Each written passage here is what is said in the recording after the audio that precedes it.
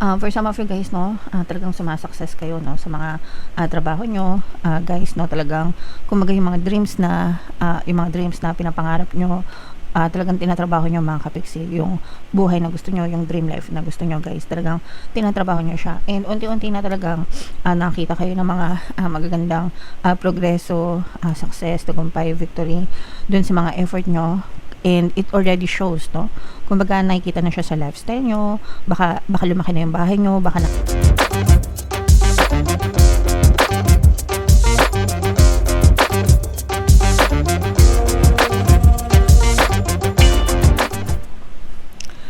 Hello guys, hello Gemini, welcome back to Pinoy Pixie tayo, and ang pamagat ng episode natin for tonight is first half kapalaran ngayong October 1 to 15 para sa Gemini, Sun, Moon, Rising Sign, and Venus. By the way mga kapiksi, sa mga hindi pa nakakapanood ng ating 2026 kapalaran, punta na kayo sa homepage natin mga kapiksi, available na yung reading nyo guys. So unahin natin tong deck na to, tingnan natin yung mga mensahe sa inyo mga kapiksi. So ito itulong guys, no, it's either ikaw yung magbibigay ng tulong sa ibang tao, or ikaw yung tutulungan ng ibang tao guys, depende sa sitwasyon nyo mga kapiksi. Syempre iba-iba naman kayo ng sitwasyon guys, pero syempre mas maganda na yung kung ikaw ang nakaluwag-luwag, di ba? Ikaw yung magbigay ng tulong na kinakailangan ng ibang tao mga kapiksi. And kung ikaw naman yung may kailangan ng tulong, huwag kayong mahiyang manghingi ng tulong or mag-ask, no, from other people guys, kasi yung tulong, yung mga taong tatulong sa'yo, sa universe din yung nagbibigay nun mga kapiksi. Okay, so yeah, yan yung first message para sa inyo. I-mail nyo na guys yung mga tulong na yan mga kapiksi. And ito naman guys, mag-ingat, no, sa mga aksidente mga kapiksi. Hindi natin masasabi, di ba, kung kailan, paano, saan maaring maranasan. Guys, minsan kahit nasa loob lang ng bahay, no, na aksidente, like yung mga nadutulas sa banyo, di ba? Basta always be careful na lang mga kapiksi, no. It's either maaksidente ka or may maaksidente sa loob ng inyong tahanan, mga anak nyo, ganyan, or magulang nyo. Yeah, so basta mag-ingat na lang kayo mga kapiksi. And another message, Gemini, ito naman guys, this is control issues, no.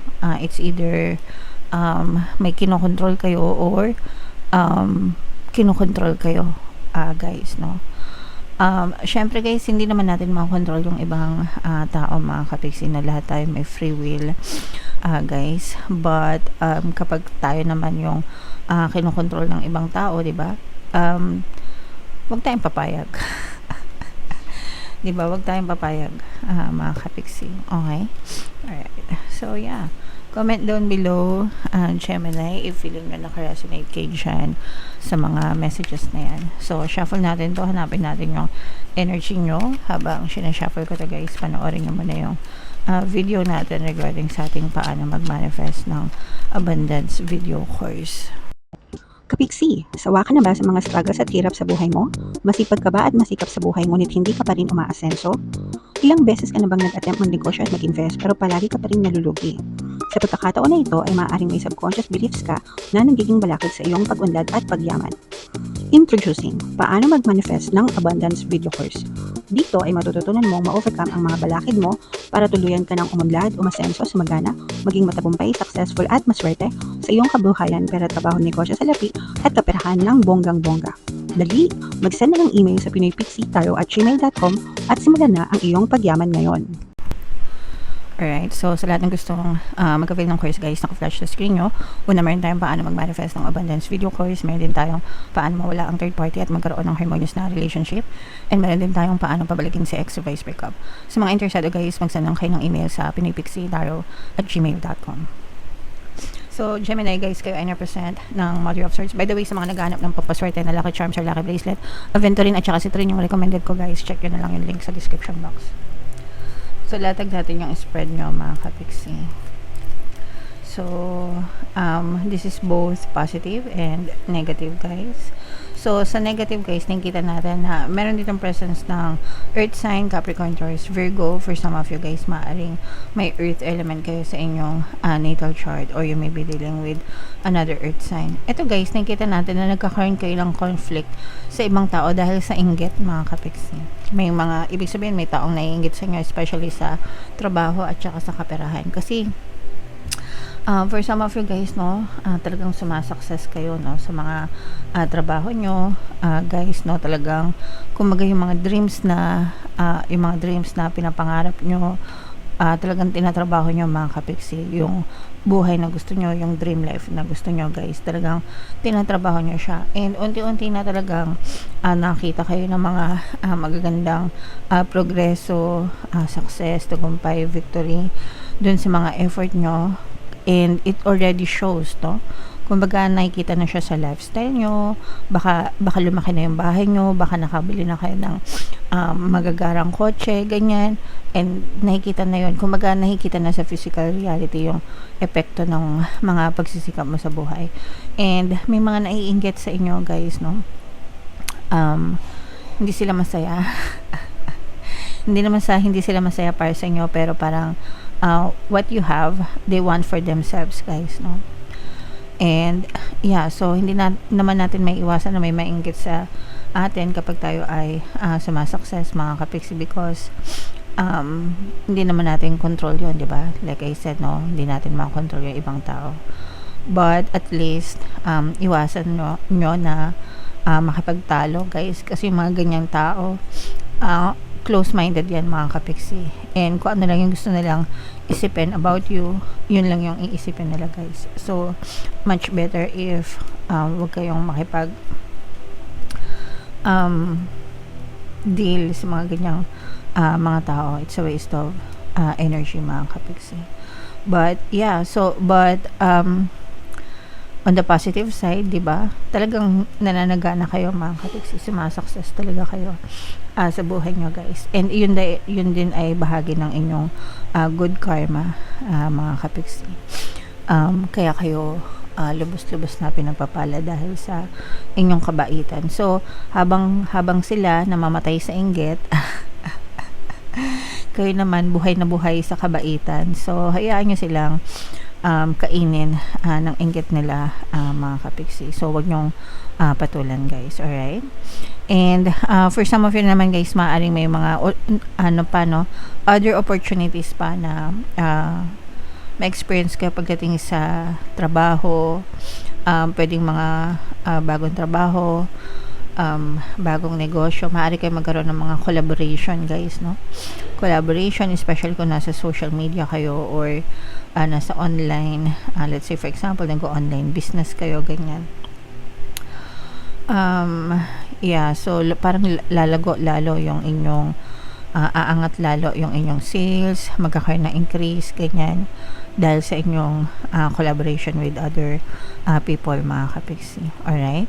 So i-main nyo na yung mga magagandang collaboration na yan, itong success na to, tagumpay, mga pag-angat nyo sa buhay, mga kapiksi, at saka itong good karma. Yan yung mga positive energies na lumalabas for you, guys. So what else? Tignan pa natin. Meron ditong, guys, presence ng water sign, Cancer, Pisces, Scorpio. Yeah. So ito yung nakikita natin na parang control issues na lumalabas, mga kapiksi, especially kung medyo nasa poder pa kayo ng inyong mga magulang, guys, no? So let's say for example, medyo